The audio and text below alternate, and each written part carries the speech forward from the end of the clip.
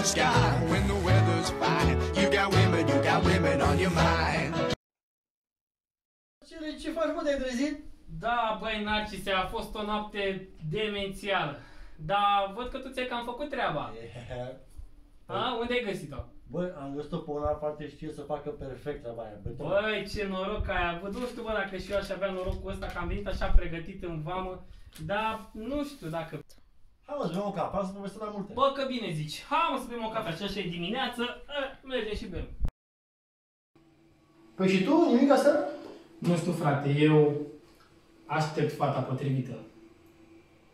Bă, mă, ce, suntem în vama veche, nu se poate așa ceva. La mine cum s-a putut aseară? Nu știu, frate, poate ai avut noroc. Bă, vezi că în perioada asta, poate sunt disponibil. Adică vrei să spui că în perioada asta de carantină toate fetele fac treaba aia? Păi așa din prima? Absolut. Păi de unde să încep?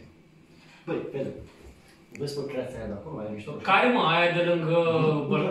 Aia, ok. Băi, eu sunt sigur că o să pice. Băi, Narcise, nu zici rău. Eu mă duc la ea. Hai să vedem ce o să iasă. Hei, bună! Hei, bună! Ce bine că ai venit! Cum adică ce bine că am venit? Mă așteptai? Da, normal! Poți să mai mi-aduci un șezlong, te rog? Mai vine o prietenă. Poftim? Ah, scuze, nu erai tu băiatul cu șezlongul? Nu, eram cu un tovarăș aici la canapele și mi-a atras atenția și cred că te potrivești pentru ceea ce vreau eu să fac cu tine.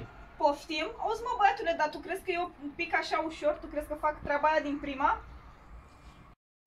Păi de ce nu? Eu am tot ce-mi trebuie.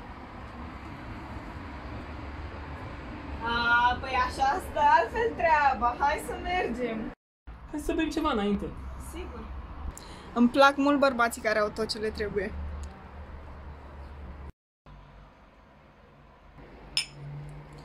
Sincer, nu credeam că o să mai găsesc o fată dornică să facă treaba aia.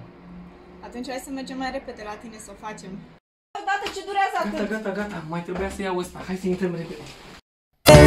No, sunt singur, ne-am certat. Și iar e vânt afară și marea o să mă doară și un val o să mă arunce în cordul ei.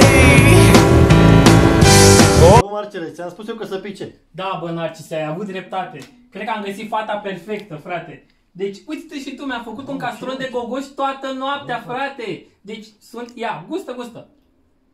Sunt bune, sunt ce trebuie. Bă, în perioada asta de carantină, toate se expertă. Da, frate, în carantina asta, băi, deci toate fac treaba aia perfect, deci sunt geniale.